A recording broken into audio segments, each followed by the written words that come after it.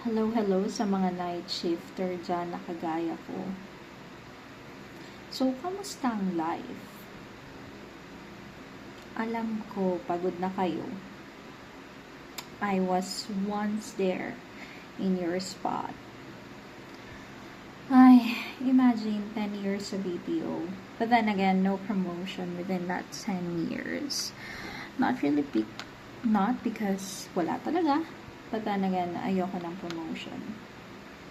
I remember there was this one time na my supervisor got an email from our HR department asking me to step up or to be promoted for level 2 position in technical support team, and tinanggihan ko yun.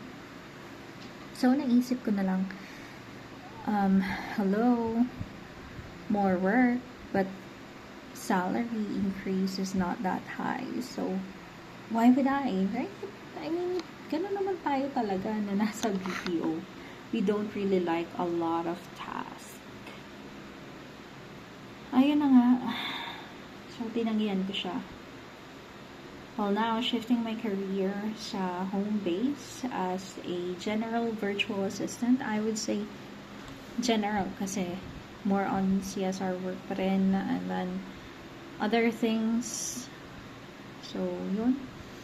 I realize na being a tier 2 support is very important.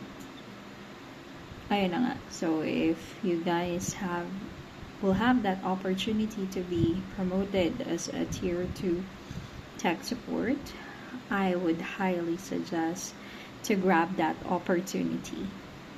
It's for your own good.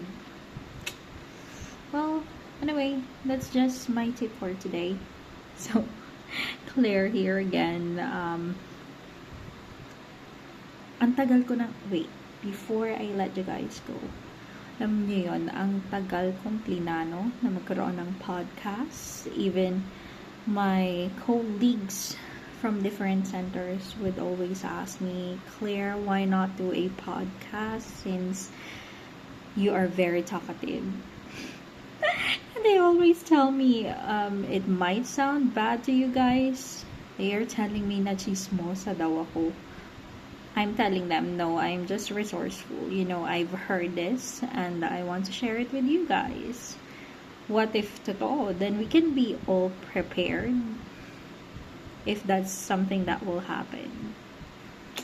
So, sa mga colleagues ko dyan, please ex-colleagues, like and subscribe. See you soon sa second episode.